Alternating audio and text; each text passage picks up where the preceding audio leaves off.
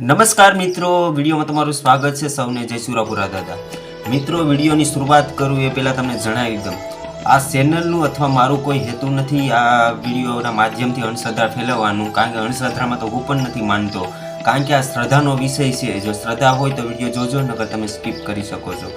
તો આખરે જે ગરીબ લોકો હોય છે તેની પાસે ટિકિટના પૈસા નથી હોતા, તો તે લોકોનું કમેન્ટમાં મને એવું કે લખીને કહેવામાં આવ્યું છે કે આખરે ઘર બેઠા કેવી રીતે દારૂ છોડાવી શકીએ, જે વ્યક્તિ અતિની ગતિથી દારૂ પીએ છે એના માટે તેનો ઉપાય લઈને આવ્યો છું. તો મિત્રો, જે કહી દઉં કે આપણું હેતુ અંધશ્રદ્ધા ફેલાવવાનું નથી, ફક્ત અને ફક્ત જે શ્રદ્ધા માટે છે. આ શ્રદ્ધાથી લોકોનું કામ થાય છે, તથા દાનભા બાપુ તથા ભોરાત ભાલના બધા લોકોનું કહેવું છે કે અહીંયા શ્રદ્ધા કે ચમત્કાર હોતો નથી.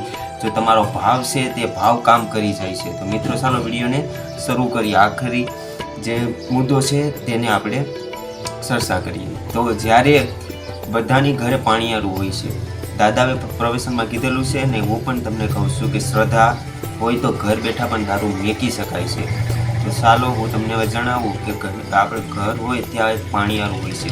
તો પાણીયારે દાદાને સમરવાનું છે, દાદા આ જે મારું કામ છે તે થઈ જવું જોઈએ અને આનાથી આ મારું દુઃખ દૂર થઈ જવું જોઈએ, એવી તમારે જે પ્રોબ્લેમ હોય એવી માનતા માની ને 5 વાર સુરાપુરા દાદાનું નામ લઈ લેવાનું. પછી જેટલા સમય સુધી તે દાદાને સમરો તો પાણીયારે જે અગરબત્તી સળગાવેલી હોય છે ને તેમાં જે ભભૂતિ હોય ને તે પાણીમાં નાખીને જે વ્યક્તિને વ્યસન છે તેને પાઈ દેવાનું. એમ તમારે 21 દિવસ સુધી આ ચાલુ રાખવાનું. પછી તમે જોજો તમને રિઝલ્ટ શું મળે છે. 100% રિઝલ્ટ મળશે જો તમે શ્રદ્ધાથી માન્યું હશે તો. થોડોક તો કદાચ નહીં પણ તમારા ફરક તો દેખાશે ને પછી તમારે જે તમને એમાં ફરક દેખાય, તમને રિઝલ્ટ મળે, પછી તમે સુરાપુરા ધામ ભોરાત ભાલ જઈને દાદાના શરણોમાં નમન કરી આવજો. તો બસ વિડીયોમાં એટલું જ.